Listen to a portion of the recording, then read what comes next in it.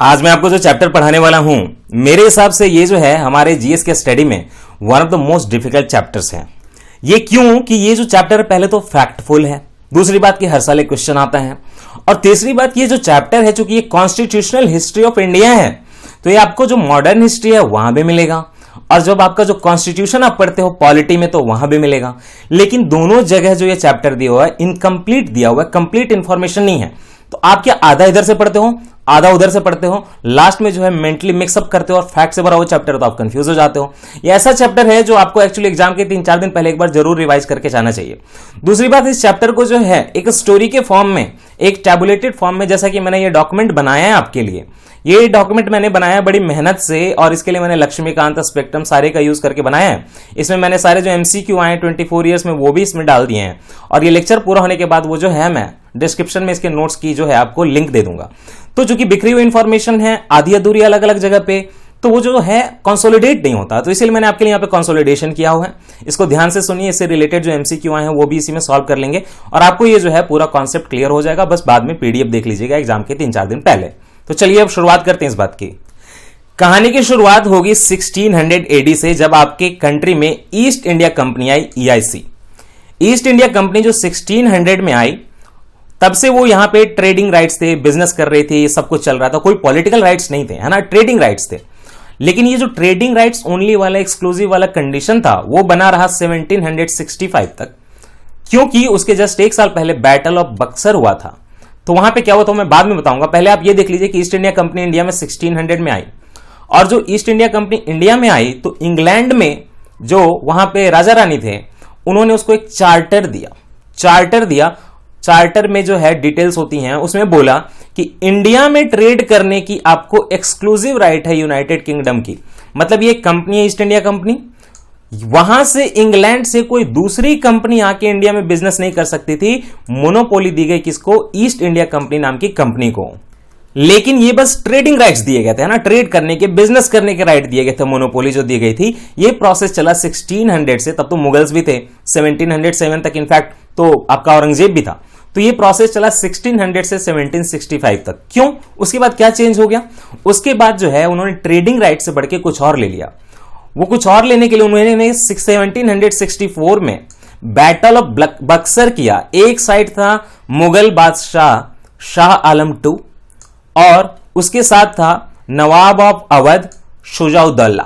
नवाब of Awadh Shujauddaula और Shah Alam II Mughal emperor, ये दोनों ने मिलकर जो है बैटल ऑफ बक्सर में लड़ाई की अंग्रेजों से, और उस लड़ाई में जो है नवाब भी हार गया और जो मुगल रूलर था वो भी हार गया। तो उसी टाइम से जो है ट्रेडिंग राइट से बढ़ के कुछ इन्होंने और ले लिया। जैसे ही बैटल ऑफ बक्सर हुआ 1764 में, तो अंग्रेजों ने क्या किया कि शाह आलम II मुगल एम्परर को एक एनुअल सब्सिडी पे, कि वार्षिक में तुम इतना भत्ता दे रहे हैं, पैसा दे रहे हैं, एक एनुअल सब्सिडी पे रख दिया कि आप इतना ही पैसा रखो, फिक्स कर दिया। लड़ाई नहीं की डायरेक्टली, उसके बाद ऐसा नहीं कि उसको मार वार दिया, एनुअल सब्सिडी पे रख दिया कि चलो खुश रहो गरीबी में। और जो नवाब ऑफ अवध था शुजाउद्दौला, उसको उन्होंने एनुअल पेंशन देना शुरू कर दिया कि अब तुम इतने में सिमट जाओ। उनको उन्होंने स्टोरी वहां पे क्लोज कर दी। लेकिन अपनी स्टोरी की शुरुआत कैसे करते हैं कि 1764 में बैटल ऑफ बक्सर हुआ।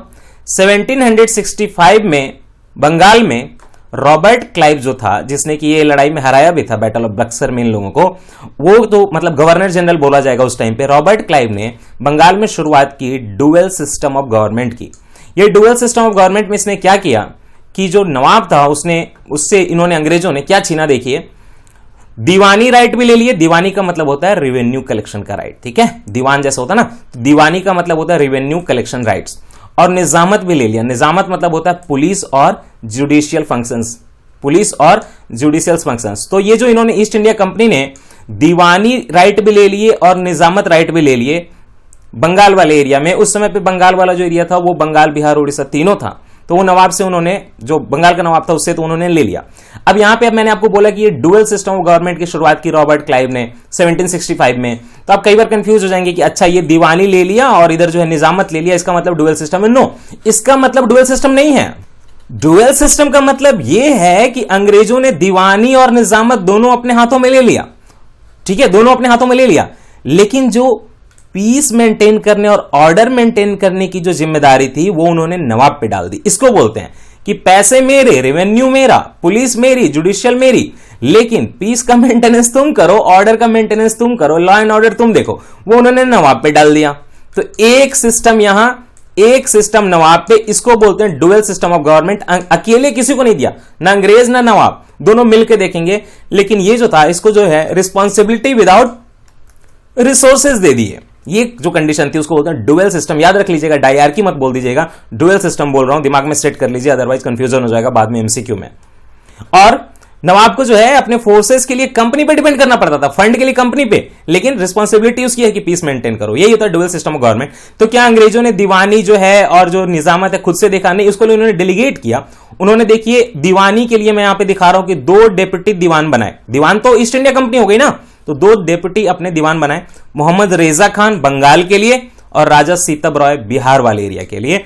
और जो निजामत है उसके लिए उन्होंने पूरे एरिया के लिए डेप्यूटी सूबेदार, सूबेदार कौन हुआ, अंग्रेज हो गए, सूबेदार मोहम्मद रेजा खान को ही बनाया। तो रेजा खान का नाम देखिए दोनों जगह, यहां भी है और दीवानी वाले में भी है, लेकिन जो ये राजा सीतब राय हैं उनका नाम बस दीवानी वाले में है। तो ये चीजें याद रख लीजिएगा। तो ठीक है, ट्रेडिंग राइट थी, उसके बाद अब तो रिवेन्यू भी मिल गया, निजामत भी मिल गया, तो इनकी जो है बोला बोली भी हो गई, तो काफी इनका प्रभाव हो गया। तो अब होता क्या है, चूंकि एक कंपनी है, अब कंपनी में जो क्या है कि पर्सनल लेवल पे गवर्नर जनरल को और बाकी लोगों को बहुत छूट मिल गई, तो वो करप्शन करने लगे। अब प्राइवेट ट्रेड करने लगे, ईस्ट इंडिया कंपनी का छोड़ के प्राइवेट ट्रेड करने लगे, जैसे इनसाइडर ट्रेडिंग होती है ना, उसी तरह अपना ट्रेड अलग चला रहे हैं, कंपनी को छोड़ दे रहे हैं। तो इससे क्या हो रहा है कि कंपनी धीरे धीरे डूबने लगी। कंपनी डूबने लगी क्योंकि करप्शन हो गया ईस्ट इंडिया कंपनी के एम्प्लॉय में, ब्रिटिश में प्राइवेट ट्रेड करने लगे। और ईस्ट इंडिया कंपनी, ये लोग जो थे उसके पर्सन जो थे, उसके जो पर्सनल थे वो अमीर हो रहे थे, और लेकिन जो ईस्ट इंडिया कंपनी थी वो एकदम गरीब हो रही थी, उसमें बैंकरप्सी हो गई।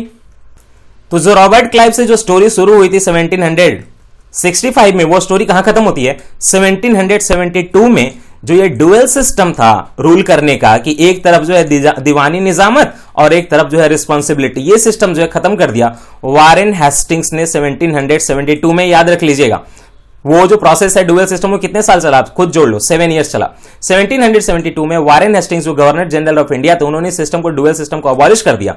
और जो यूनाइटेड किंगडम था, राजा रानी जो वहां के, तो बहुत परेशान हो गए, बोले कि ईस्ट इंडिया कंपनी तो डूब जाएगी, इतना करप्शन हो रहा है। तो इस टाइम से उन्होंने बोला कि अब नहीं छोड़ेंगे, 172 ईयर्स तो तुमने खूब ट्रेड किया है, अब हम तुम्हें रेगुलेट करेंगे। ब्रिटिश गवर्नमेंट ने क्या बोला, अब हम तुम्हें ईस्ट इंडिया कंपनी को रेगुलेट करेंगे।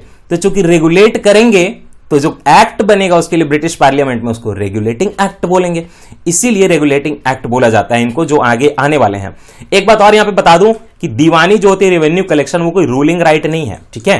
नवाब तो रूल कर रहा था, कोई दिक्कत नहीं। और दीवानी कहां की, बंगाल, बिहार, उड़ीसा की। रेगुलेटिंग एक्ट जो 1700 तो मैं यहां पे ये बता रहा था कि ईस्ट इंडिया कंपनी को रेगुलेट किया जाना है, तो अब रेगुलेटिंग एक्ट आने वाले हैं।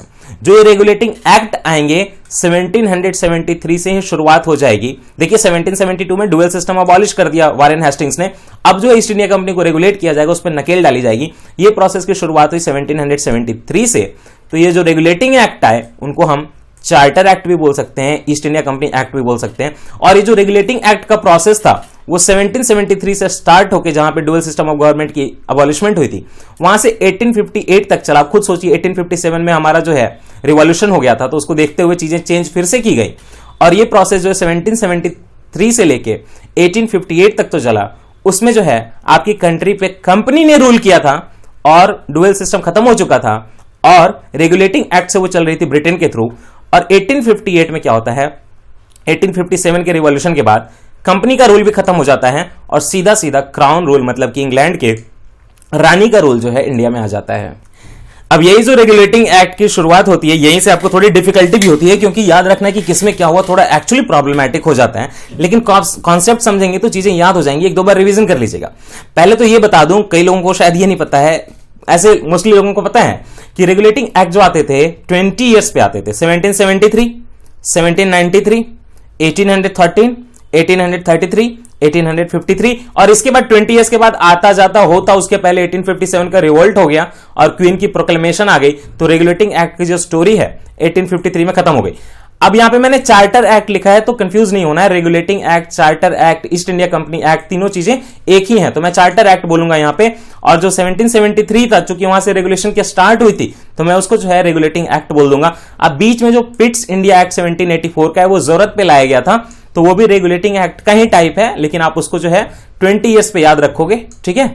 तो ऐसे जो है 1 2 3 4 5 एक्ट आए थे।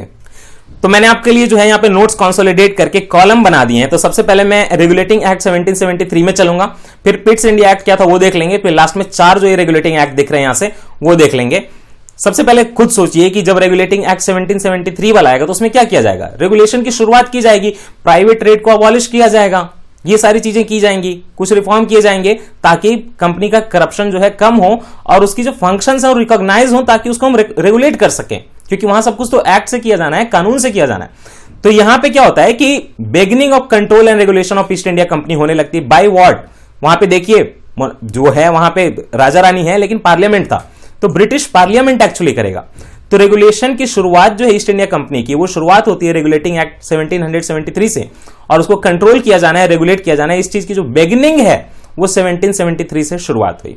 तो जो रेगुलेट किया जाना है तो बस ट्रेड को तो नहीं करेंगे, और पहले तो बस बात थी ट्रेड की, तो जो उसके पॉलिटिकल फंक्शन थे और जो एडमिनिस्ट्रेटिव फंक्शंस थे ईस्ट इंडिया कंपनी के, उनको पहले रिकॉग्नाइज किया गया कि हां ये पॉलिटिकल फंक्शन इसके ये हैं, एडमिनिस्ट्रेटिव फंक्शन ये हैं और ट्रेडिंग नेचर ये है, ताकि तीनों चीजों को जो बाद में फिर डिफाइन करके रेगुलेट किया जा सके।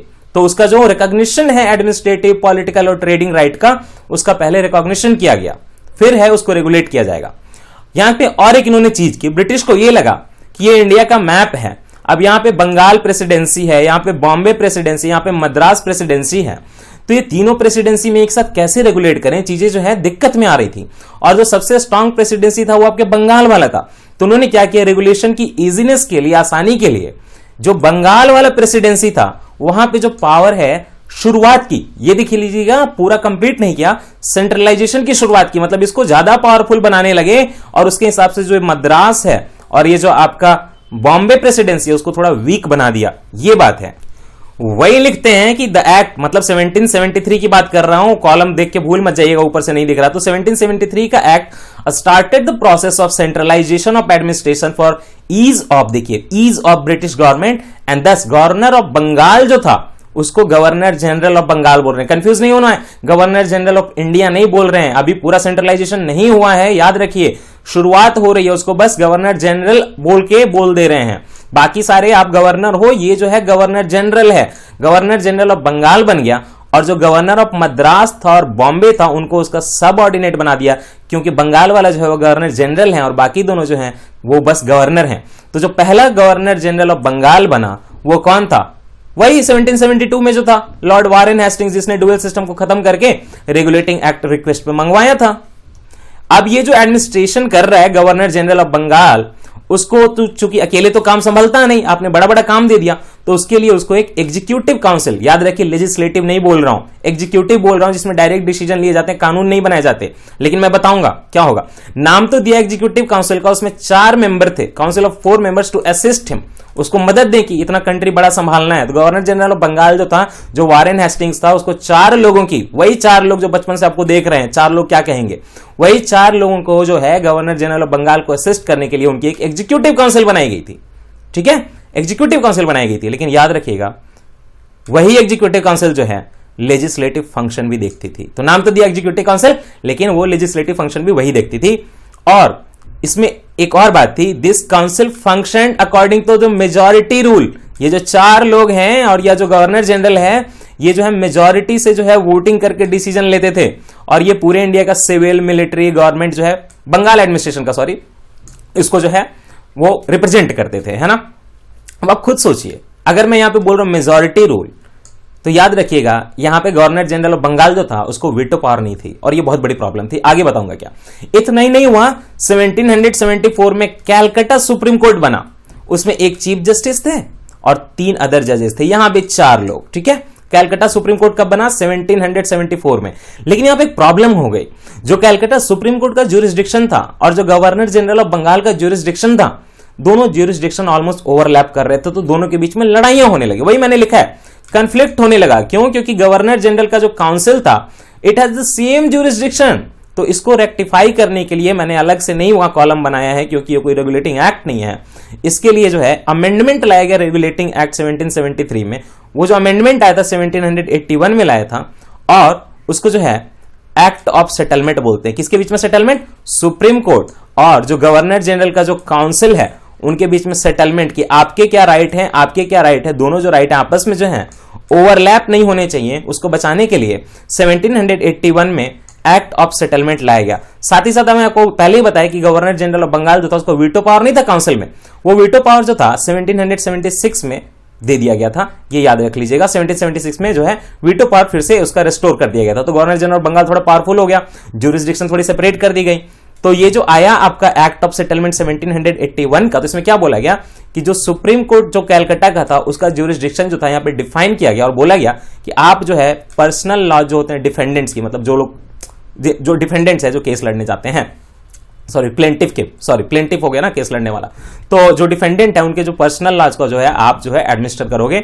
और साथ ही साथ सुप्रीम कोर्ट को यह बोला गया और जो रेगुलेटिंग एक्ट में इनफैक्ट ये बोला गया कि जो यहाँ पे जो हमारी एडमिनिस्ट्रेशन है ब्रिटिश की, वो लोगों के सोशल और रिलीजियस राइट्स जो है सब्जेक्ट्स की, वो उसको ऑनर करें। ये याद रखने की खास बात नहीं है, इससे क्वेश्चन नहीं बनेगा।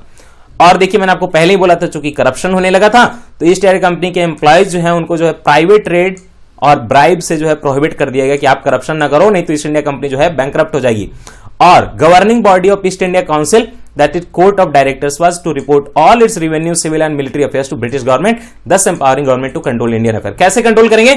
आपका जो ईस्ट इंडिया कंपनी है ना, ईस्ट इंडिया कंपनी का एक बनाया उन्होंने कोर्ट, मतलब ईस्ट इंडिया कंपनी को देखने वाली जो थी सुप्रीम बॉडी, वो बनी court of director, COD, cash on delivery. Okay, जो कोर्ट ऑफ डायरेक्टर थी जो ईस्ट इंडिया कंपनी को देखने वाली, उसको क्या बोला कि आप जो कोर्ट ऑफ डायरेक्टर में बैठे हुए लोग हैं, आपका जितना भी रेवेन्यू का, सिविल का, मिलिट्री अफेयर जो भी हो रहा है, आप जो है ब्रिटिश पार्लियामेंट या ब्रिटिश गवर्नमेंट को रिपोर्ट करो, ताकि जो हम पूरे इंडिया को आपके कोर्ट ऑफ डायरेक्टर बॉडी के थ्रू, जो कि ईस्ट इंडिया कंपनी का बॉडी था, उसे पूरे इंडिया को हम कंट्रोल कर सकें। तो ये रेगुलेशन की शुरुआत तो आपने देख लिया कि कैसे हुई थी 1773 में, कैसे स्टोरी चली।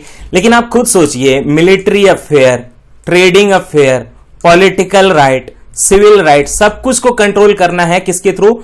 जो है COD बताया था ना हमने, कोर्ट ऑफ डायरेक्टर, जो कि ईस्ट इंडिया कंपनी का सुप्रीम बॉडी था। एक जगह से इतनी सारी चीजें संभालनी थी, फिर ब्रिटिश गवर्नमेंट को जवाब देना था। तो जो ब्रिटेन जो था वो नाखुश हो गया, बोला कि इतना नहीं संभल रहा, सेपरेट कर दो इसके फंक्शंस। तो उन्होंने क्या किया कि पहले से कोर्ट ऑफ डायरेक्टर था, उसके अलावा ईस्ट इंडिया कंपनी में उन्होंने क्या बना दिया? Board of control. अब देखिए क्या करते हैं, ईस्ट इंडिया कंपनी के फंक्शन को अब उन्होंने सेपरेट कर दिए। एक तरफ पैसा, दूसरी तरफ जो है सुरक्षा। एक तरफ पैसा कैसे? देखिए, कमर्शियल फंक्शंस जो थे, पहले जो आपका कोर्ट ऑफ डायरेक्टर था ईस्ट इंडिया कंपनी में, उसको बोला कि आप जो उसके कमर्शियल फंक्शन जैसे देख रहे थे देखो, ट्रेडिंग वगैरह वाला देखो। और जो बाकी पॉलिटिकल फंक्शंस थे उनको बोला कि बोर्ड ऑफ कंट्रोल देखेगा, ये नई बॉडी बना देते हैं वो देखेगा। तब यहां पे दो सिस्टम हो गई, एक कमर्शियल फंक्शन के लिए क्या हो गया? कोर्ट ऑफ डायरेक्टर, और जो पॉलिटिकल फंक्शंस था उसके लिए क्या हो गया? Board of control. तो ये जो डबल सिस्टम बनी, इसको हम लोग बोलते हैं system of double government. This is not equivalent to Robert Clive का dual system of government. This is not equivalent to बाद में इंडिया में जब गांधी जी वगैरह के आ गए थे उस टाइम के जो हो रहा था, क्या उसको बोलते हैं? डायआर्की। गांधी जी के थोड़ा पहले ही, बल्कि डायआर्की वगैरह की स्टोरी जो थी वो बाद में देखेंगे, नो इश्यूज, इसी में चैप्टर में देख लेंगे। तो उसके इक्विवेलेंट नहीं बोल रहा हूं ना मैं, डुअल सिस्टम ऑफ गवर्नमेंट बोल रहा हूं ना मैं डायआर्की बोल रहा हूं, मैं सिस्टम ऑफ डबल गवर्नमेंट बोल रहा हूं। एक तरफ जो है court of director commercial function के लिए, और एक तरफ दूसरी बॉडी बोर्ड ऑफ कंट्रोल। तो बोर्ड ऑफ कंट्रोल को पॉलिटिकल फंक्शन था, तो पॉलिटिकल फंक्शन मतलब क्या? आपके सिविल और मिलिट्री ऑपरेशंस जो गवर्नमेंट के हैं उसको देखेगी। तो इस तरह से देखिए कि जो है कंपनी एक तरह से ब्रिटिश गवर्नमेंट की जो है वो डिपार्टमेंट बन के रहेगी, क्योंकि बोर्ड ऑफ कंट्रोल जो था वो ब्रिटिश गवर्नमेंट के डायरेक्टली कंट्रोल में था। तो इस तरह से आप देख रहे हैं कि पिट्स इंडिया एक्ट में एक तरह से आप मान लीजिए, याद रखने के लिए, कि जो ईस्ट इंडिया कंपनी को पीट दिया गया और पीट के उसको दो पार्ट में डिवाइड कर दिया गया, commercial function through court of director, और जो पॉलिटिकल फंक्शंस थे वो बोर्ड ऑफ कंट्रोल के थ्रू। तो यही होता है पिट्स इंडिया एक्ट या स्प्लिट इंडिया एक्ट बोलिए, है ना। तो इसको बोलते हैं system of double government. Pitt's India act के थ्रू ही एक और चीज की गई कि कंपनी के जो पोजीशंस थे, वो तो कंपनी थी ना, आप सोचो ना, कंपनी थी, कमर्शियल कंपनी थी, कंपनी की जो इंडिया में टेरिटोरी थी उनको बोला गया कि कंपनी की नहीं, वो ब्रिटिश पोजीशन है, ब्रिटिश पोजीशन है, ब्रिटेन के पोजीशन है, कंपनी की नहीं। ये पहली बार बोला गया। अच्छा, बीच में मैंने आपको बताया था कि गवर्नर जनरल का जो काउंसिल था, in fact sorry, governor general of Bengal का जो काउंसिल था उसमें वीटो पावर नहीं थी। तो वो वीटो पावर जो मैंने पहले भी बता दिया था 1776 में दे दी गई थी कि वो जो है ओवरराइडिंग पावर है उसको गवर्नर जनरल ऑफ बंगाल का काउंसिल के डिसीजन पे वो जो मन सो जो है वीटो करके डिसाइड कर सके। अब जो नेक्स्ट जो रेगुलेटिंग एक्ट आया, हम अब जो पहला वाला था हम उसको रेगुलेटिंग एक्ट बोल रहे हैं 1773 का। फिर पिट्स इंडिया एक्ट आया था, बीच में एक आया था वो पीटने के लिए, स्प्लिट करने के लिए, कैसे, कमर्शियल और जो है पॉलिटिकल के लिए, बोर्ड ऑफ कंट्रोल और कोर्ट ऑफ डायरेक्टर्स, ठीक है। तो पिट्स इंडिया एक्ट के बाद जो आएंगे उसको भी हम लोग रेगुलेटिंग एक्ट भी बोलेंगे। 20-20 साल पे जो आ रहे हैं 1793, 1813, 1833 और 1853 पे, लेकिन आप इसको चार्टर एक्ट भी बोल सकते हो, कोई इशू नहीं है। ईस्ट इंडिया कंपनी एक्ट भी बोल सकते हो। तो मैंने यहां पे इन चारों को जो है चार्टर एक्ट बोला है। तो जो 1793 का चार्टर एक्ट आया है, देखिए उसका एग्जाम में थोड़ा कम इंपॉर्टेंस है, जो भी पॉइंट इंपॉर्टेंट होंगे वो मैं आपको अलग से एकदम प्रिस्क्राइब करके बता दूंगा। इस पार्टिकुलर चार्टर एक्ट ऑफ 1793 में यह बोला गया कि ईस्ट इंडिया कंपनी के जो कमर्शियल प्रिविलेजेज हैं, जिसको कौन देख रहा है, कोर्ट ऑफ डायरेक्टर्स, जो कमर्शियल प्रिविलेजेज हैं उसको हम 20 साल के लिए एक्सटेंड करते हैं। मतलब जो एक्सक्लूसिव राइट था ना इंडिया में ट्रेड करने का, 20 ईयर्स के लिए एक्सटेंड करें। क्यों 20 ईयर्स? कि 20 ईयर्स बाद रिव्यू करेंगे और चार्टर एक्ट 1813 निकालेंगे, उसमें देखेंगे कि क्या करना है। तो 20 ईयर्स रिव्यू जो है उसको पेंडिंग कर दिया, 20 ईयर्स बाद जो है डिसाइड करेंगे कि प्रिविलेजेस देने कि नहीं देने, लेकिन अभी प्रिविलेज दिया। साथ ही साथ ये बोला कि ईस्ट इंडिया कंपनी जो पैसे कमा रही है उसमें से 5 लाख पाउंड, जो कि ब्रिटेन का क्या है, करेंसी, 5 लाख पाउंड जो है डायरेक्टली ब्रिटिश गवर्नमेंट को एनुअली जो उसको देना पड़ेगा अपनी कमाई में से। देख रहे हो आप, कब्जा करो, उसकी कमाई निकालो। पहले कंपनी से पैसे निकाल रहे कितने, 5 लाख पाउंड। एक बात ये ईस्ट इंडिया कंपनी को जो है यहां पे ये याद रखना है आपको, इस पार्टिकुलर 1813 के रेगुलेटिंग एक्ट में ये बोला गया कि ईस्ट इंडिया कंपनी के पास ये अथॉरिटी है कि वो इंडिविजुअल्स को और अपने कंपनी के एम्प्लॉयज को, मतलब नॉन कंपनी एम्प्लॉयज को, मतलब नॉन कंपनी लोगों को और कंपनी के एम्प्लॉयज को भी इंडिविजुअल ट्रेड करने का, देख रहे हो पहले वो प्राइवेट ट्रेड मना किया था, अब इंडिविजुअल ट्रेड दे रहे हैं। क्यों? क्योंकि यही ट्रेड का यूज करके, इंडिविजुअल राइट्स का यूज करके चाइना में ओपियम का, अफीम का शिपमेंट करना था और वहां के लोगों को नशे में डाल के खूब पैसा कमाना था। इसलिए यह किया गया, ईस्ट इंडिया कंपनी को ऑथोराइज किया गया कि आप इंडिविजुअल को और कंपनी के एम्प्लॉयज को ट्रेड करने का राइट जो है इंडिया में दे सकते हो। उसको लाइसेंस बोलेंगे, उसको जो है उस लाइसेंस को प्रिविलेज बोला जाता था या कंट्री ट्रेड बोला जाता था। और इसी से जो है चाइना में जो है बंगाल की साइड से शिपमेंट जाती थी ओपियम की। समझ गए? ये याद रखिएगा बिल्कुल। रेवेन्यू एडमिनिस्ट्रेशन को क्या किया गया, कोर्ट के पास पहले रेवेन्यू एडमिनिस्ट्रेशन भी था और जो जुडिशियरी का फंक्शन भी था। जो भी केसेस आते थे एडमिनिस्ट्रेशन के, रेवेन्यू के या जुडिशियरी के, दोनों था कोर्ट के पास, वहां से निकाल लिया गया और रेवेन्यू एडमिनिस्ट्रेशन जो है उसको निकाल लिया गया और वो जो है ईस्ट इंडिया कंपनी के पास दे दी गई। तो इसी जो कोर्ट जो थे, माल अदालत, माल मतलब यहां पे समझ रहा हो ना, सामान या रेवेन्यू की बात हो रही है, आप कुछ और मत समझ लेना यहां पे। तो माल अदालत जो है वहां से निकाल के, जुडिशियरी से जो है निकाल लिया गया और ईस्ट इंडिया कंपनी के पास चला गया। इसलिए बोल रहे हैं कि माल अदालत disappeared by the regulating act of 1813। ये भी याद रख लेना है ना, माल अदालत यहीं से निकल के जुडिशियरी से मतलब डिसअपियर हो गया, क्योंकि रेवेन्यू एडमिनिस्ट्रेशन तो ईस्ट इंडिया कंपनी को ले लिया गया ना, दे दिया गया, जुडिशियरी से निकाल लिया गया। और एक बात कि home government members were to be paid by the Indian revenue and it continued till 1919। ये बहुत बड़ी बात है, ये भी याद रखनी है कि इंडिया में जो ब्रिटिश गवर्नमेंट के लोग थे जो यहां पे गवर्नेंस चला रहे थे, उनकी जो सैलरी थी, उनकी जो पेमेंट थी, वो इंडिया के रेवेन्यू से दी जानी। आप देख रहे हो टैक्सेशन यहां से, उनकी जो है पेमेंट वहां से, और इंडियन को कोई रिप्रेजेंटेशन नहीं। कितनी गलत बात है। इंडिया में जो ब्रिटिश के लोग थे, इसी के लिए होम गवर्नमेंट मेंबर्स बोल रहे हैं, तो उनको जो है रेवेन्यू जो है इंडिया की, उससे पेमेंट की जानी थी। और ये प्रोसेस जो है 1919 तक चला। तो जब मैं 1919 के एक्ट पे जाऊंगा तो आपको बताऊंगा कि ये प्रोसेस बंद कर दिया गया। अदरवाइज होम गवर्नमेंट मेंबर्स को इंडियन रेवेन्यू जो कलेक्ट की जा रही थी उससे पेमेंट किया जाना था। नेक्स्ट, यहां पे और कुछ है नहीं, यहां पे इतना ही है। 1813 में बस इतना ही था, इसीलिए इससे जो क्वेश्चन है थोड़े कम बनते हैं। आप प्राइवेट ट्रेड देख लीजिएगा, प्रिविलेज या कंट्री ट्रेड अलाउ किया गया। फिर वो होम गवर्नमेंट का जो था पेमेंट जो था वो इंडियन रेवेन्यू से देना था, 1919 तक चला। और यही याद रख लीजिएगा कि माल अदालत जो थे वो डिसअपियर हो गए और कंपनी का जो ट्रेडिंग राइट है 20 ईयर्स जो है एक्सटेंड कर दिया गया। नेक्स्ट आ गया चार्टर एक्ट ऑफ 1813। अच्छा, मैं अभी थोड़ी देर पहले 1813 ही पढ़ा रहा था ना, सॉरी, पिछले अगर मैंने बोला होगा 1813 तो गलत बोला था, 1793 याद रख लीजिएगा।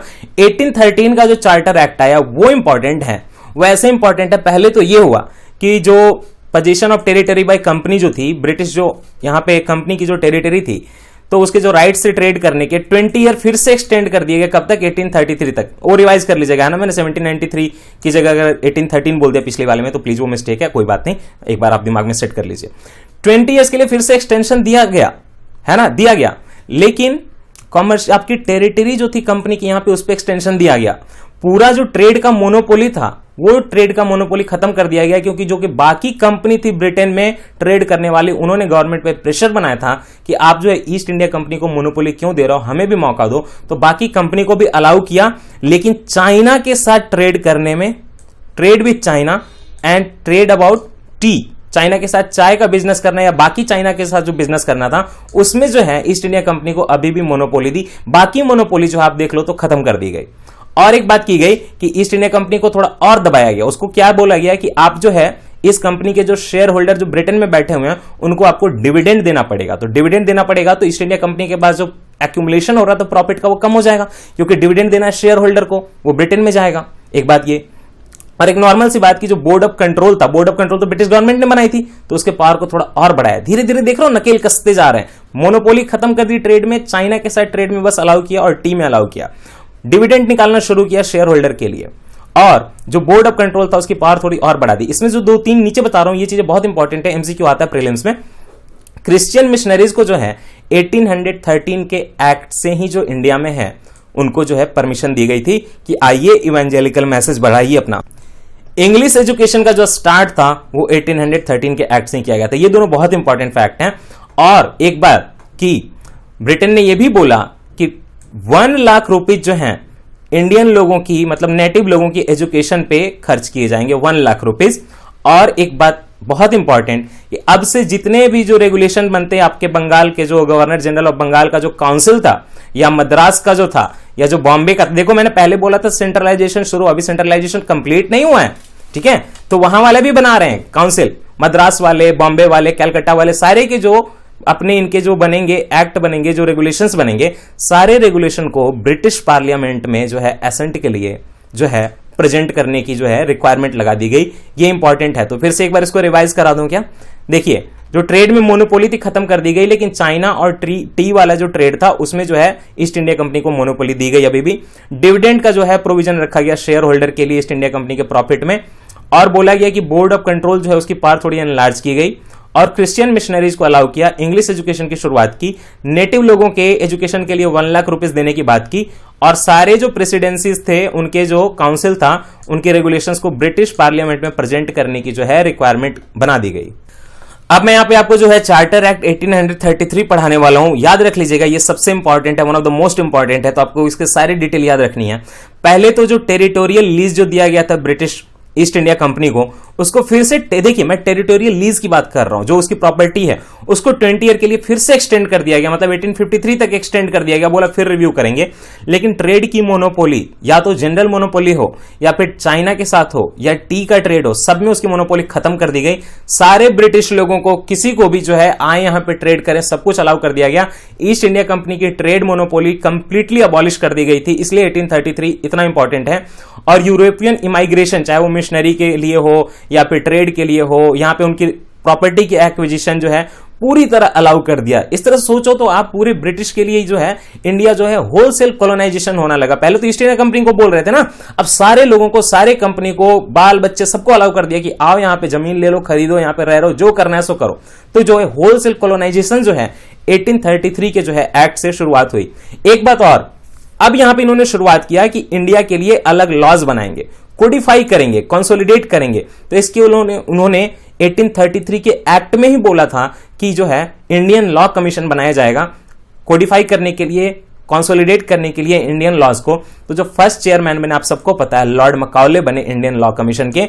और एक बात, पेपर पे ये बोला गया कि किसी भी इंडियन सिटीजन को जो है कंपनी के बायस के द्वारा, मतलब किसी भी इंडियन सिटीजन को जो है एम्प्लॉयमेंट जो है कंपनी के रूल में अलाउ किया जाएगा, सबको जो है बराबर मौका मिलेगा। लेकिन एक पेपर पे रहा, बोल तो गए कि सारे इंडियन सिटीजन को जो है एम्प्लॉयमेंट अलाउड है, लेकिन ये पेपर पे रह गया। लेकिन आप कह सकते हैं कि services under the company were open for all. Company अगर किसी को रिक्रूट करना चाहे तो बस ब्रिटिश को नहीं, इंडियन को भी रिक्रूट कर सकती थी। ये जो है विदाउट बायस किया जाना था, लेकिन पेपर पे रह गया। अब जो है नेक्स्ट जो है इसी 1833 में बहुत इंपॉर्टेंट चीज है कि जो सेंट्रलाइजेशन की मैंने आपको बात की थी, कब? 1773 में बात की थी ना। जो सेंट्रलाइजेशन की मैंने बात की थी 1773 में, वो सेंट्रलाइजेशन जो है 1833 में जाके पूरा का पूरा हो जाता है। याद रखिए 1853 नहीं बोल रहा हूं। सेंट्रलाइजेशन की जो चरम है, जो पीक है, जो उसका क्लाइमेक्स है, वो 1833 में आया। कैसे आया कि जो गवर्नर जनरल ऑफ बंगाल जो बना था उसको क्या बोला कि वो गवर्नर जनरल ऑफ इंडिया है। और पहले तो जो है लेजिस्लेटिव काउंसिल सबके चलते थे, सब लॉज बनाते थे, लेकिन अब जो है लेजिस्लेटिव पावर पूरी की पूरी गवर्नर जनरल ऑफ बंगाल जो कि गवर्नर जनरल ऑफ इंडिया बन गया, जो बंगाल में बैठा हुआ था, उसको दे दी गई। और बॉम्बे और मद्रास का जो है लेजिस्लेटिव पावर पूरे की पूरी तरह जो है फिनिश कर दिया गया, गॉन विद द विंड। तो मद्रास और बॉम्बे का लेजिस्लेटिव पावर चला गया और गवर्नर जनरल ऑफ बंगाल जो था गवर्नर जनरल ऑफ इंडिया बन गया। Only legislative power was now with the governor general of India who was sitting in Bengal. तो ऐसे जो कौन बने हमारे पहले जो गवर्नर जनरल ऑफ इंडिया बने, लॉर्ड विलियम बेंटिक बने first governor general of India. और एक बात कि पहले की तो हम लोग रेगुलेशन बोलते थे, पहले सारे जो बनाता था, जो काउंसिल बनाता था उसको रेगुलेशंस बोलते थे, अब इनको एक्ट बोला जाना था। और ईस्ट इंडिया कंपनी अब एक कमर्शियल बॉडी नहीं रह गई, एक पूरी की पूरी तरह जो है एडमिनिस्ट्रेटिव बॉडी हो गई। और एक बात कि कंपनी के जो इंडियन टेरिटरी थे, जो उसके कंपनी के यहां पे जो लीज पे बात कर रहा हूं, उसको बोला गया in the name of crown, बोला गया क्राउन के नेम में बोला गया। याद रख लीजिएगा, पूरे इंडिया को नहीं बोला है अभी एम्प्रेस ऑफ द इंडिया, जो कंपनी की टेरिटरी इंडिया में थी उसको जो है क्राउन के नाम पे रखा गया। तो यही है 1833 का एक्ट। तो अभी तक हमने कितने चार्टर एक्ट पढ़ लिए? 1 1773, बीच में एक पिट्स इंडिया एक्ट है, उसको नहीं बोलेंगे charter act. 2 1793, 3 charter act of 1813, then 1833, और लास्ट जो चार्टर एक्ट आया वो आया 1853 में। उसके बाद 1857 का रिवोल्ट हो जाता है और ये जो चार्टर एक्ट है उसका जो है दौरान खत्म हो जाता है, क्योंकि ईस्ट इंडिया कंपनी खत्म हो जाती है, मतलब उसका ही चला जाता है सब कुछ, सीधा सीधा ब्रिटिश क्राउन के अंदर चले जाते हैं हम। तो जो 1853 का चार्टर एक्ट था ये भी बहुत इंपॉर्टेंट है। पहले तो ये बोला गया कि जो कंपनी का जो रूल है ऑन बिहाफ ऑफ क्राउन जो कंपनी का रूल है उसको तो एक्सटेंड कर दिया गया, लेकिन टाइम फ्रेम नहीं दिया गया कि 20 साल बाद रिव्यू करेंगे कि नहीं करेंगे, बढ़ाएंगे नहीं बढ़ाएंगे, ऐसा कुछ नहीं बोला। सिंपली बोला कि ठीक है, आपका जो है कंपनी के ब्रिटिश क्राउन के बिहाफ पे जो कंपनी रूलिंग कर रही है उसको हम चलिए एक्सटेंड करते हैं। एक्सटेंड कर दिया, कोई बात नहीं, याद रखने की चीज नहीं है। देखिए याद क्या रखना है कि मैंने आपको पहले बताया था कि जो गवर्नर जनरल का जो काउंसिल था वो एग्जीक्यूटिव काउंसिल था, लेकिन वो लेजिस्लेटिव फंक्शन भी करता था, लेकिन ऐसे एग्जीक्यूटिव काउंसिल बोलते हैं। लेकिन ये जो 1853 का जो रेगुलेटिंग एक्ट या चार्टर एक्ट आया उसमें जो है गवर्नर जनरल का काउंसिल है उसको 2 पार्ट में डिवाइड किया गया। एक बनाया गया जो पहले एग्जीक्यूटिव काउंसिल था वो तो ठीक है, और दूसरा क्या बनाया गया, legislative council. For the first time जो है governor general council was divided into legislative and executive parts. ये फर्स्ट टाइम हुआ 1853 के एक्ट से, तो ये रट लीजिए। और जो नया जो चूंकि पहले तो एग्जीक्यूटिव काउंसिल तो पहले से था, मैंने आपको बताया, जो कि लेजिस्लेटिव फंक्शन भी कर रहा था, लेकिन जो लेजिस्लेटिव काउंसिल नया बनाया उसमें बोले कि 6 मेंबर होंगे। उस 6 मेंबर में जो है 4 आउट ऑफ 6 जो है वो लोकल रिप्रेजेंटेशन एक तरह से था। कैसे लोकल रिप्रेजेंटेशन था कि आपका जो प्रोविंशियल गवर्नमेंट था, मद्रास का, आगरा का, बॉम्बे का और बंगाल का, उससे जो है टोटल 4 लोग जाते थे आउट ऑफ 6, किसके, गवर्नर जनरल के लेजिस्लेटिव काउंसिल में। 4 out of the 6 people were from the provincial government of Madras. की नॉर्मल वोटिंग नहीं हो रही, ठीक है, वोटिंग नहीं हो रही, लोकल रिप्रेजेंटेशन है। कैसे, जो प्रोविंशियल गवर्नमेंट ऑफ मद्रास है, आगरा है, बॉम्बे है, बंगाल है, वहां से 4 लोग यहां जो है किस में गए, लेजिस्लेटिव काउंसिल में गए। तो इसीलिए बोल रहे हैं लोकल रिप्रेजेंटेशन एक तरह से। और यही जो लेजिस्लेटिव काउंसिल है बाद में इंडियन लेजिस्लेटिव काउंसिल बन गया। पहले क्या है, गवर्नर जनरल का लेजिस्लेटिव काउंसिल, और बाद में क्या बन जाएगा, इंडियन लेजिस्लेटिव काउंसिल।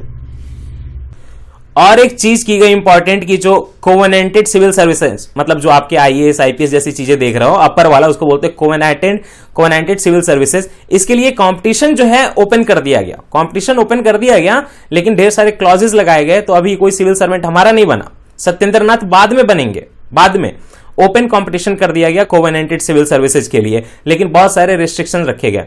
तो ये क्यों हुआ, क्योंकि आप ये देखो रेगुलेटिंग, अच्छा क्यों नहीं हुआ, आगे क्या हुआ, ये एक्ट आया 1853 में और बोला गया कि कोवेनेंटेड सिविल सर्विसेज जो है ओपन कर दिए गए हैं, ओपन कंपटीशन कर दिया गया। पहले क्या होता था, एक कॉलेज था वहीं पे ब्रिटेन में, उस कॉलेज में क्या होता था, एडमिशन ले लो और वहां से आप सिविल सर्विसेज में चले जाओ। अब ये बोला कि नहीं, अब ओपन कंपटीशन होगा। इसके लिए 1853 में एक्ट में ये बोला गया, और 1854 में जो फर्स्ट लॉ कमीशन का जो चेयरमैन मकौले था, उसी के अंदर कमेटी बनाई गई, Macaulay committee on Indian civil services. वो बनी थी कमेटी कब, 1854 में, क्योंकि एक्ट में जो है कोवेनेंटेड सिविल सर्विसेज को एक ओपन कंपटीशन बना दिया गया था। पहले कॉलेज से पास करके सीधा बन जाते थे। तो ये सारी चीजें जो हैं 1853 के एक्ट में हुई थी। अब यहां से क्वेश्चन आ गया यूपीएससी के 2003 में कि which of the following provisions was not made in the charter act of 1833 के चार्टर एक्ट में। यहां पे 1853 पढ़ाया है और इसके पहले वाला जो कॉलम था वो 1833 था, जो कि बहुत इंपॉर्टेंट बोला था।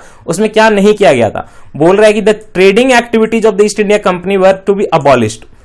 अबॉलिश्ड, यस, देखिए ये सामने तो बोला है, East India Company no longer a commercial body, only administrative body. Trading activity यहीं पे खत्म कर दी थी, कंफ्यूज मत होइए। ट्रेडिंग एक्टिविटी यहीं पे खत्म कर दिया, एडमिनिस्ट्रेटिव बना दिया उसको, कमर्शियल फंक्शन सारे खत्म कर दिए और किसी भी ब्रिटिश सब्जेक्ट को बोल दिया कि इंडिया में आके बिजनेस करो, रहना है, शादी करो, कुछ भी करो। तो ये पहला वाला तो सही है, नॉट ट्रू पूछ रहा है। Second, the designation of the supreme authority was to be changed as the governor general of India in the council.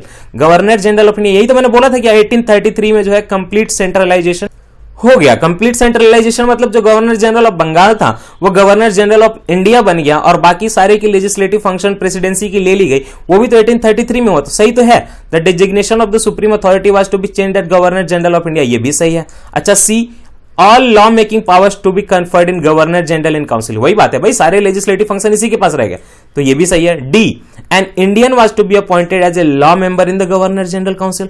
No, ऐसा तो मैंने कोई डिस्कशन नहीं किया। मैंने बोला कि 4 आउट ऑफ द 6 जो लोकल रिप्रेजेंटेशन से हैं, लोकल जो रिप्रेजेंटेशन मतलब कि प्रोविंशियल गवर्नमेंट जो है कलकत्ता वगैरह की, बंगाल मतलब मद्रास की, यहां से आए हैं। लेकिन मैंने ये तो नहीं बोला कि लॉ मेंबर रहेगा कोई इंडियन उसमें काउंसिल में, तो ये तो नहीं हुआ। तो आंसर जो है डी आ जाएगा। डी इनकरेक्ट है, बाकी सारे करेक्ट है।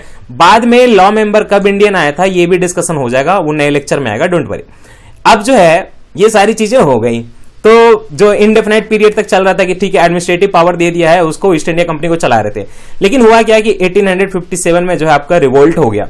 रिवोल्ट इतना जोरदार था कि ब्रिटेन को यह लगा कि कुछ ना कुछ ऐसे रिफॉर्म लेने पड़ेंगे, लोगों को भरोसा देना पड़ेगा इंडियन को, नहीं तो ये कल को तख्ता पलट कर डालेंगे हमारा। तो पहले तो देखिए यहां की टेंडेंसी थी एनेक्सेशन की, आपको पता है डॉक्ट्राइन ऑफ द लैप्स लगा दे रहे हैं और भी बहुत प्रोविजन लगा के इंडिया का जो है लैंड का एनेक्सेशन किए जा रहे थे, टेरिटरी लिए जा रही थी कंपनी। तो पहले इस चीज को रोकने के लिए एक चीज बोलते हैं डिस्क्लेम करना। डिस्क्लेम मतलब कि ठीक है हम आपका एनेक्सेशन नहीं करेंगे, बस आप मान लो कि आप जो राजा महाराजा अपना प्रिंसली स्टेट बचा लो, आपको सॉवरेंटी माननी पड़ेगी क्राउन की कि हम ब्रिटिश जो गवर्नमेंट है उसके अंदर है, तो हम आपको जो है कोई क्षति विनाश नहीं करेंगे, आपको परेशान नहीं करेंगे। तो डिस्क्लेम करना था। तो दूसरी बात, जो गवर्नमेंट नहीं बनानी थी उसको रिस्पॉन्सिबल गवर्नमेंट बनाता। रिस्पॉन्सिबल का इंडिया में नहीं, responsible to the British parliament. तो जो रिस्पॉन्सिबिलिटी ब्रिटिश पार्लियामेंट के थ्रू होनी थी नए गवर्नमेंट की इंडिया में, तो इसीलिए इसको बोलते हैं good government of India. Good government का यह मतलब नहीं है कि आपकी भलाई करेगी, गुड गवर्नमेंट का मतलब यह है कि रिस्पॉन्सिबल गवर्नमेंट है, लॉफुल गवर्नमेंट है, ब्रिटिश पार्लियामेंट के प्रति अकाउंटेबल है। इसी को बोलते हैं गवर्नमेंट ऑफ इंडिया एक्ट 1858 या गुड गवर्नमेंट ऑफ इंडिया। इसके लिए जो है क्वीन का प्रोक्लेमेशन आया था और क्वीन विक्टोरिया जो है उनको बोला गया कि आप एम्प्रेस ऑफ द इंडिया हैं। एम्प्रेस ऑफ इंडिया मतलब भारत की रानी, भारत की रानी। ओके, पापा की परी भी हो सकते हैं ऐसे। रिस्पॉन्सिबल गवर्नमेंट, यही मतलब रिस्पॉन्सिबिलिटी टू ब्रिटिश पार्लियामेंट। इस मोमेंट पे 1858 के एक्ट से ईस्ट इंडिया कंपनी को बोला गया अब आपको tata bye, abolish. East India company was completely abolish. और ये मैंने पहले भी बता दिया कि this came after queen's proclamation. Queen Victoria थी उस टाइम पे, ये भी याद रख लीजिएगा, queen Victoria's proclamation of 1858। Proclamation मतलब कि आप जो है चबूतरे पे खड़ा होकर बोलो कि आज से जो मैं भारत की रानी हूं, सॉरी मैं तो राजा बनूंगा ना, आज से जो है मैं भारत की रानी हूं, भारत जो है मेरे अंदर है, सारे जो प्रिंसली स्टेट है मेरी सॉवरेंटी को कबूल करते हैं, उनका एनेक्सेशन नहीं करेंगे, उनकी सॉवरेंटी नहीं लेंगे, वो बस हमारे अंदर है, हमारे सब्जेक्ट है। हम जो है एक तरह से पूरे गुलाम का जो है फॉर्म वो यहीं पे आया कि रानी के अंदर हो गया। Also disclaimed any intention to annex Indian states, बोला कि हम आपको एनेक्स नहीं करेंगे। डिस्क्लेम किया, क्लेम का उल्टा डिस्क्लेम, कि हम आपका जो है एनेक्सेशन नहीं करेंगे, बस आप मान लो हमारे सब्जेक्ट हो, हमारे सब्जेक्ट हो, हमारे गुलाम हो। डॉक्ट्राइन ऑफ लैप्स जो था उसको भी खत्म कर दिया कि नहीं, अगर आपका बच्चा जो है अब गोद लिया हो, कैसे लिया हो, जैसे भी लिया हो, आपका बच्चा है अगर तो आप माने किसी को तो उसको आप जो है आपका जो है साम्राज्य चला जाएगा। डॉक्ट्राइन ऑफ लैप्स भी खत्म कर दिया, लॉर्ड डलहौजी लेकर आया था ना शायद। British crown took direct command of government. British crown सीधा सीधा रानी के अंदर डायरेक्ट गवर्नमेंट आ गई और गवर्नमेंट टेरिटरीज भी उसके अंदर आ गई और रेवेन्यू सब कुछ अंदर आ गया, क्योंकि ईस्ट इंडिया कंपनी आपने फिनिश कर दिया है। और इसी मोमेंट पे ये भी बोला 1857 में कि जो सिविल सर्विसेज जो गवर्नमेंट सर्विसेज है, जो सरकारी नौकरी है, उसमें इंडियन भी काम कर सकते हैं। सरकारी नौकरी में इंडियन का, जो कि हालांकि 1857 से ही सरकारी नौकरी मिलने की बात हो गई, लेकिन हमें तो आज भी नहीं मिल रही। तो 1857 में जो है सरकारी नौकरी इंडियंस के लिए खोल दी गई। और एक बात, तो आपका जो पहले गवर्नर जनरल ऑफ इंडिया था वो बन गया वाइसरॉय ऑफ इंडिया। वो जो बने पहले वाइसरॉय वो बने लॉर्ड कैनिंग। नाम कैसे याद रखना है, 1857 का जो रिवोल्ट हो रहा था तो उस टाइम पे सबको जो है वो केन से मार रहे थे, डंटा लहरा लहरा के, इसीलिए उनको हम लोग लॉर्ड कैनिंग बोलेंगे। एक बात कि गवर्नर जनरल का नाम देखिए, पहले तो मतलब गवर्नर जनरल ऑफ बंगाल था, पहले तो गवर्नर जनरल था, फिर गवर्नर जनरल ऑफ बंगाल बना, फिर गवर्नर जनरल ऑफ इंडिया बना, और अब वो वाइसरॉय हो गया। वाइसरॉय इसलिए क्यों, वाइस है ना, वाइसरॉय इसलिए क्योंकि वो सीधा सीधा हम अब जो है ब्रिटिश एम्प्रेस क्वीन विक्टोरिया के अंदर आ गए, तो हमारा जो यहाँ का जो संभाल रहा है वो बन गया viceroy. Governor general of India से वाइसरॉय कौन बने, लॉर्ड कैनिंग। और पहले जो सिस्टम ऑफ डबल गवर्नमेंट थी, आपको पता है ना, पिट्स इंडिया एक्ट से स्टैब्लिश किया गया था double government, board of control याद रखिए, और court of directors. Court of director commercial functions, board of control political functions. ये जो मैंने बताया था आपको सिस्टम ऑफ डबल गवर्नमेंट, वो भी फिनिश हो गया, क्योंकि आपने ईस्ट इंडिया कंपनी को अबॉलिश कर दिया गया। तो ईस्ट इंडिया कंपनी को अबॉलिश किया तो आपके जो है बोर्ड ऑफ कंट्रोल भी फिनिश हो गया, और आपका जो है कोर्ट ऑफ डायरेक्टर भी खत्म हो गया। तो ये जो कमर्शियल डीलिंग और पॉलिटिकल डीलिंग के लिए अलग अलग बॉडी बनाई गई थी, ये सारी चीजों का अबॉलिशमेंट हो गया पिट्स इंडिया एक्ट के थ्रू जो आया था, और आपका सिस्टम ऑफ डबल गवर्नमेंट खत्म हो गया। Now one of the most important part, मैंने आपको बताया कि रिस्पॉन्सिबल गवर्नमेंट बनानी, तो रिस्पॉन्सिबल गवर्नमेंट बनानी तो ब्रिटेन में भी तो कोई होना चाहिए कंट्रोल करने के लिए इनको। एक नया ऑफिस बनाया गया, secretary of state for India, secretary of state for particularly India, और उसको एडवाइज करने के लिए एडवाइजरी बॉडी बनाई गई, उसको बोला गया काउंसिल ऑफ इंडिया। याद रखिए ये लोग ब्रिटेन में बैठते थे, इंडिया में नहीं बैठते थे। गवर्नर जनरल वाइसरॉय की बात नहीं कर रहा हूं मैं, बता रहा हूं बात इंग्लैंड के गवर्नमेंट की। वहां पे कैबिनेट लेवल का मिनिस्टर है, वो बना secretary of state for India, और उसकी एक एडवाइजरी काउंसिल बनाई गई थी जिसमें 15 मेंबर्स थे, और secretary of state for India जो था उस काउंसिल का चेयरमैन होता था, वो ब्रिटेन में बैठता था, और उसी को जो है कंप्लीट कंट्रोल और अथॉरिटी थी इंडियन एडमिनिस्ट्रेशन की, वो आपके वाइसरॉय के भी ऊपर आता था। ऐसा जो first secretary of state for India बना वो लॉर्ड स्टैनली थे, ये ब्रिटिश पार्लियामेंट में बैठते थे, और secretary of state of for India को बोला कि आप एक बॉडी कॉर्पोरेट हो।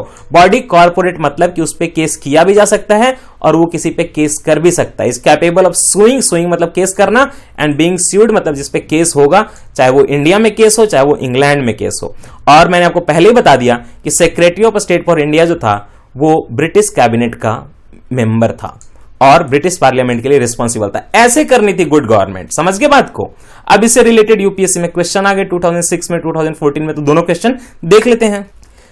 पहला क्वेश्चन ये आया कि द चार्टर एक्ट ऑफ 1853, जो कॉलम में लास्ट वाला पढ़ाया था याद रखिए, charter act of 1853 abolished east India company monopoly of Indian trade. ऐसा क्या? इसके पहले तो ईस्ट इंडिया कंपनी का 1833 में तो ट्रेडिंग राइट ही चला गया था, एडमिनिस्ट्रेटिव बॉडी बन गई थी। तो 1853 में तो ऐसा कुछ नहीं हुआ था, अबॉलिशमेंट तो शायद उसके पहले ही हो गई थी, 1813 में ही हो गई थी। तो ये तो गलत है, ऐसा नहीं है। चार्टर एक्ट ऑफ 1853 से ईस्ट इंडिया कंपनी का ट्रेड में मोनोपोली नहीं गया था, उसके काफी पहले ही चला गया था। Second, under the government of India act 1858, जो अभी पढ़ाया, the British parliament abolish the rule of east India company and undertook the responsibility of ruling India directly. कैसे? क्योंकि वहां पे हमने क्या बना दिया, सेक्रेटरी ऑफ स्टेट बना दिया, secretary of state for India बना दिया, और वो ब्रिटिश कैबिनेट में है तो डायरेक्टली रूल कर रहे हैं, ईस्ट इंडिया कंपनी फिनिश कर दिया। तो सही बात है, इसका जो आंसर है 2 हो जाएगा, 2 ओनली करेक्ट, 1 इज रॉन्ग। उसी के बारे में क्वीन विक्टोरिया का जो प्रोक्लेमेशन हुआ 1858 में, उसके क्या ऑब्जेक्टिव थे, क्या पर्पस था? पहला, to disclaim any intention to annex the Indian state, word by word यही बोला था। हां, हम किसी नए इंडियन स्टेट का जो है एनेक्सेशन नहीं करते हैं, आपको ये प्रॉमिस देते हैं, बस मान लो कि अब क्राउन के अंदर हो, ये बात तो सही है। To place the Indian administration under the British crown, सही बात है, ब्रिटिश क्राउन के अंदर क्या 1, 2 भी सही, क्या 3 भी सही है क्या? To regulate East India company trade with India, no, East India company का ट्रेड का रेगुलेशन तो रेगुलेटिंग एक्ट 1773 में ही आ गया था, और दूसरी बात कि 1858 में तो ईस्ट इंडिया कंपनी को फिनिश कर दिया गया, तो ये स्टेटमेंट कैसे सही होगा? 1 और 2 ओनली, और इसके साथ जो इसका आंसर है वो ए हो जाएगा। तो ये पिछले साल के क्वेश्चन भी हो गए। अब मैं ये वीडियो चूंकि 44 मिनट का हो गया, तो नेक्स्ट वाला भी 45 मिनट या 100 मिनट का होगा, सॉरी 60 मिनट का होगा, 1 घंटे का। तो मैं इसको 2 पार्ट में चैप्टर को डिवाइड कर रहा हूं, आपको मजा आ रहा होगा। नेक्स्ट में हम लोग जो है इंडियन काउंसिल एक्ट जो है 1861, 1892 और 1909 देखेंगे, और उसके अलावा जो 2 बहुत इंपॉर्टेंट जो है हमारे एक्ट, एक तो मॉर्ली मिंटो रिफॉर्म एक्ट पढ़ेंगे 1921 का, फिर गवर्नमेंट ऑफ इंडिया एक्ट जो था ब्रिटिश का लास्ट एक्ट था आपके कंट्री में 1935 में, तो ये पढ़ लेंगे और ये करने के साथ जो है हमारा कॉन्स्टिट्यूशनल हिस्ट्री फिनिश हो जाएगा सारे सोर्सेज से। तो अगर आपको वीडियो अच्छा लगा हो तो चैनल को सब्सक्राइब करिए, ऐसे वीडियोस आते रहेंगे यूनिक वे में। और अगर आपको चैनल अच्छा लग रहा हो तो चैनल को सब्सक्राइब करिए, वीडियो को लाइक करिए और जो है इसको शेयर करिए अपने फ्रेंड्स के साथ, क्योंकि हमारे पे बहुत रिपरकशन है, बहुत लोगों के दबाया जा रहा है कहीं ना कहीं थोड़ा सा, तो आप थोड़ा हमारी मदद करिए और इसको शेयर करिए। That's it. नेक्स्ट लेक्चर में मिलते हैं, उसमें हम लोग बाकी जो पोर्शंस का बाकी है वो फिनिश कर लेंगे। Tata bye bye, take care.